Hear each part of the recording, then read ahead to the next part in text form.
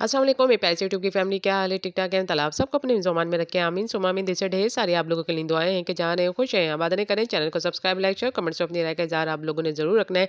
तो जी, यहाँ सुलंगी साहब का बयान आ गया है और मुँह बना हुआ, आँखों में हल्के-हल्के आँसू, और उन्होंने क्या बयान दिया है रजब भट्ट के बारे में, और रजब भट्ट ने क्या बयान दिया है, क्योंकि काफ़ी सारे वहाँ न्यूज़ एंकर आए हुए थे और बार-बार यही सवाल कर रहे थे रजब भट्ट से कि आपकी सुलह हो गई है सुलंगी साहब से, और मतलब जो आप मिले हैं आपस में, क्या आपकी बातें हुई, आपने क्लियर नहीं किया। बार-बार आप लोगों से हम एक ही सवाल पूछ रहे हैं, लेकिन आप एक बार भी आपने इसका जवाब नहीं दिया। लेकिन जब रजब भट्ट कोर्ट से बाहर पेशी अपनी जो देकर आ रहे थे और साथ सारे फ्रेंड्स थे, और डोगर ने बहुत साथ दिया। डोगर मतलब चारों तरफ से रजब भट्ट को पकड़े हुआ था और मतलब किसी को पास नहीं आने दे रहा था। और यहाँ सुलंगी साहब की एक ही बात थी रजब भट्ट से कि हम मेहमान नवाज़ें, हम आपकी मेहमान नवाज़ी करेंगे, क्योंकि चारों तरफ पुलिस और वकील और इनके दोस्त थे जो कि गहरा तंग किए हुए थे। लेकिन सुलंगी साहब भी पीछे नहीं हट रहे थे और एक ही बात बार-बार कर रहे थे, और रजब भट्ट आँखों से इशारे कर रहे थे। मतलब ये रजब भट्ट ने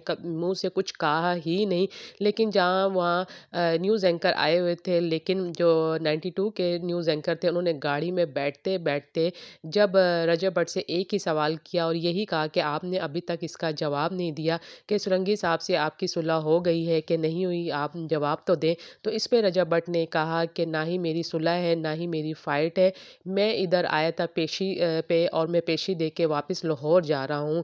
तो ये बात जब लोगों ने सुनी तो लोग हैरान और परेशान हो गए कि आखिर रजब भट्ट के दिल में वो बात है कि किस तरीके से मुझे मारा-पीटा गया, किस तरीके से मेरी जग हँसाई हुई, किस तरह मेरी माँ को दुःख हुआ, मेरी माँ इतना रोई, मेरे घर वाले इतना रोए, मैं कभी भी ये बात नहीं भूल सकता।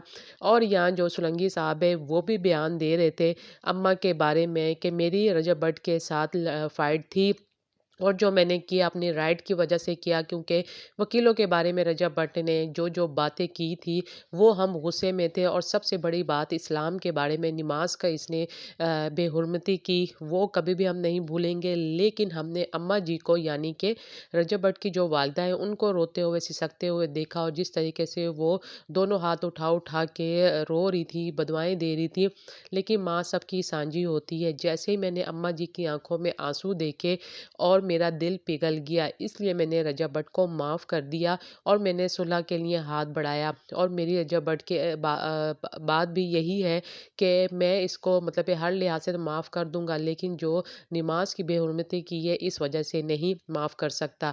बहरहाल मेरी उसके साथ अब कोई लड़ाई नहीं है। यहाँ रजब भट्ट जब भी आएंगे, हम उनके साथ मेहमान नवाजी से पेश आएंगे, मेहमान मेहमान नवाजी करेंगे, और कोई भी ऐसी बात हमारे बीच में नहीं आएगी। आएंगे और अपनी जो पेशी है वो दे के जाएंगे। हमारी तरफ से कोई ऐसी बात आपको सुनने को नहीं मिलेगी।